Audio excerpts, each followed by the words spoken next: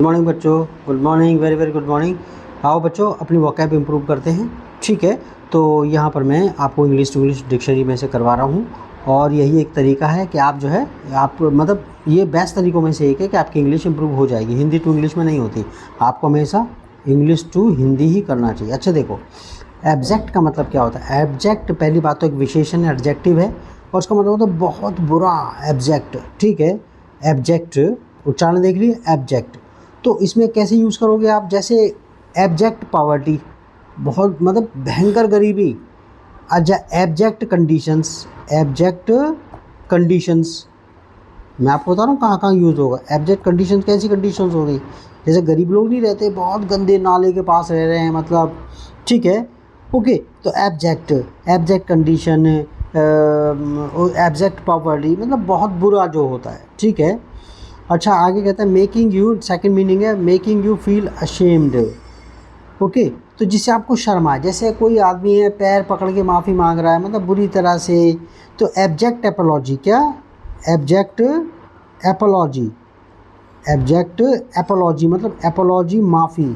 ठीक है, मतलब कैसी गरीबी, पैर पकड़ के बुरी तरह से जिसे कहते हैं। ठीक है, और एब्जेक्ट टेरर मतलब कैसे भयंकर, जैसे कि तुम्हारा वो सोमालिया वगैरह में उसके अंदर जैसे होता है जो तुम्हारा जो ठीक है दूसरे देश वगैरह हैं जैसे सोमालिया वगैरह में वो टेररिज्म नहीं होता, उसकी बात कर रहा मतलब भयंकर वाला। अच्छा, ये नेक्स्ट जो वर्ड है वो है अब्लेज। ठीक है ना, अब्लेज।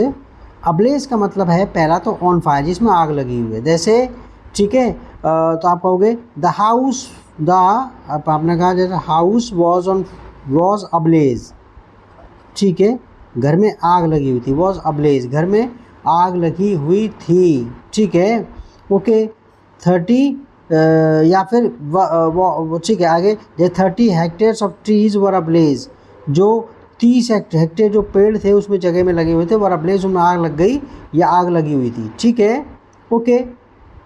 जैसे आपने कहा इट इज़ अब्लेज, इसमें आग लगी हुई, इट इज़ अब्लेज नाउ। ठीक है, तो यानी कि वो आग से अभी जल रहा है, आप देख सकते हैं। अच्छा, दूसरा है शाइनिंग ब्राइटली। ओके, तो कहते हैं अब्ले, उसके साथ विद आता है। देखो शाइनिंग ब्राइटली मतलब जो चमक रहा हो, जैसे एट मिडनाइट, रात में the house was still ablaze with lights, रात में आधी रात में द हाउस वॉज स्टिल, घर अभी तक अब्लेज विद लाइट्स मतलब भरा हुआ था, जैसे दिवाली पर नहीं होता। ठीक है, दिवाली में हर घर वो जो लाइट से प्रकाशित होता है उसको कहते हैं एब्जेक्ट अब्लेज। क्या? अब्लेज। जैसे every house in India is ablaze with lights. Okay, on Diwali पर। अच्छा, अब देखो ये वाला नेक्स्ट जो वर्ड है वो है आपका ये एबल टू। एबल मतलब कैन का ही वो एक रूप है कैन का, लेकिन कैन का यूज़ आप जो है सिर्फ प्रेजेंट के लिए लगा सकते हैं।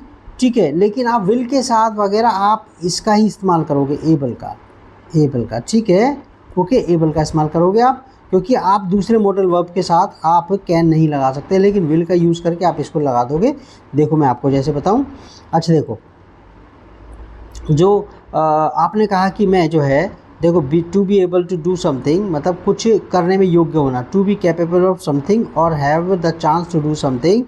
ठीक है, तो आप देखो जैसे आपने कहा I can speak English, I can speak English, मैं इंग्लिश बोल सकता हूँ। आई कैन स्पीक इंग्लिश, मैं इंग्लिश बोल सकता हूँ। तो आप इसकी कह सकते हो I am able to speak English, I am able to speak English, I am able to speak English.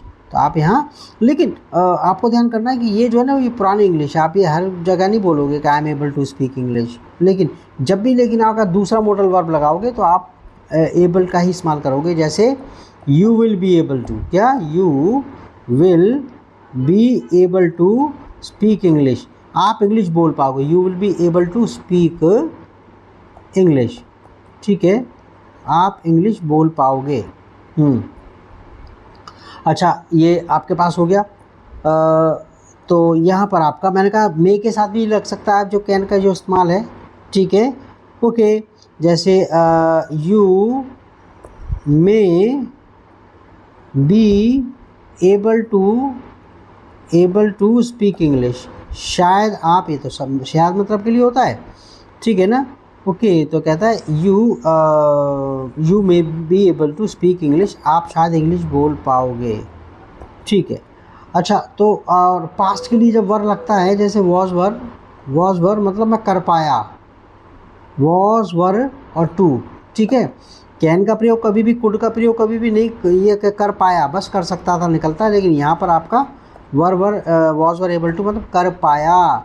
Okay, तो ये थोड़ा सा ग्रामेटिकल है थोड़ा सा, लेकिन आ जाएगा धीरे धीरे करके। तो हम जरा मीनिंग देख रहे हैं इसके। They weren't able to find the house, वो घर नहीं ढूंढ सके, तो आप इसको they couldn't find the house भी कह सकते हैं, या फिर they weren't able to find the house, वो घर नहीं ढूंढ पाए। Will you be able to come to the meeting, क्या आप मीटिंग में आ पाओगे, देखो फ्यूचर के साथ लग गया ना, विल के साथ, ठीक है। अच्छा, एबल गुड एट, अच्छा गुड ये एडजेक्टिव फॉर्म में भी ऐसे आ जाता है, गुड एट डूइंग समथिंग और good at doing something. She is a very able manager, वो बहुत योग्य है, यहाँ पर योग्य मीनिंग है। She is a very able manager, वो बहुत योग्य मैनेजर है। There are special activities for able children, able children कैसे होते हैं, एबल चिल्ड्रन जो विकलांग वगैरह नहीं हैं। ओके, इसी में नेक्स्ट वर्ड दे दिए एबल बॉडीड, देखो कितनी देर का हो गया, बस 6-7 मिनट का करूँगा। एबल बॉडीड कैसे लोग होते हैं, फिट एंड हेल्दी, मतलब वो आपका वो विकलांगता वगैरह उनके अंदर नहीं होती, ठीक है। इसी का उल्टा होगा डिसेबल्ड, क्या डिसेबल्ड, ठीक है, डिसेबल्ड। अच्छा, इसमें आ गया था एबली, मतलब इन अ वेरी कॉम्पिटेंट और एफिशिएंट वे, जैसे द मैनेजर, मेरी लैंग्वेज जो सुन ले मैं क्या सेंटेंस बोल रहा हूँ, the manager handled the situation ably, the manager handled the situation ably, मतलब मैनेजर ने बड़े ही कॉम्पिटेंट तरीके से सिचुएशन को हैंडल कर लिया। ओके, अच्छा, इसमें आगे नेक्स्ट जो मीनिंग है वो अबनॉर्मल, ये तो पता ही है, जो नॉर्मल नहीं है, that's all, abnormal behaviour, abnormal condition.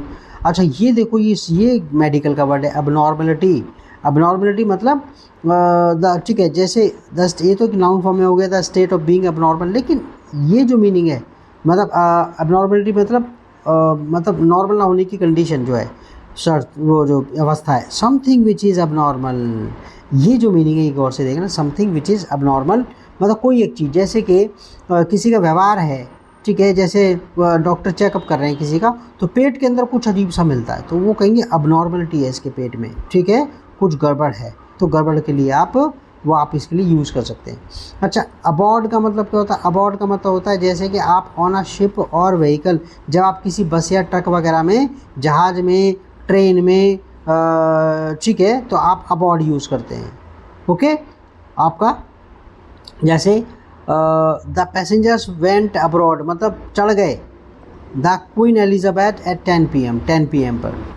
Van the ship docked, जब शिप डॉक में आया, कस्टम्स ऑफिसर्स केम अब्रॉड, ठीक है, to inspect the cargo, custom के जो अफसर है वो जहाज में चढ़ गए, टू इंस्पेक्ट द कार्गो, जो सामान रखा था उसको चेक करने के लिए, ठीक है।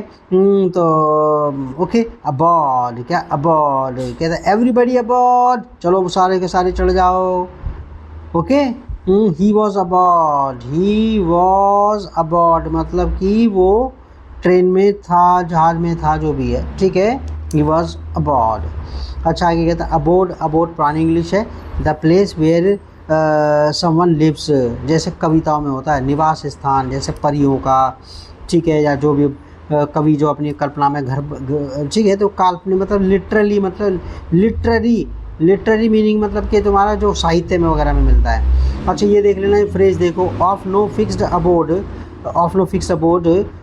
ठीक है, विद नो परमानेंट एड्रेस, ये फॉर्मल इंग्लिश है थोड़ा, तो ऑफ नो मतलब जिसका अपना परमानेंट घर नहीं है, मतलब जैसे बंजारे टाइप में होते हैं लोग, इधर तो घूमते रहते हैं, ठीक है, आवारा टाइप के, या जिनका अपना कोई घर नहीं है, बहुत गरीब आदमी, ऑफ नो फिक्स्ड अबोर्ड, जिनका, ठीक है, जैसे ही, ठीक है ना, ही वॉज, ठीक है ना, he was a man of no fixed abode, he was a man of no fixed abode मतलब वो आदमी, उसके पास खुद का मतलब वो घर नहीं था, घर पे रहते नहीं, मतलब कभी यहाँ कभी वहाँ, ठीक है। अच्छा, इतना बहुत है, okay, bye bye, take care, इतना बहुत है, ठीक है, ओके, बाय।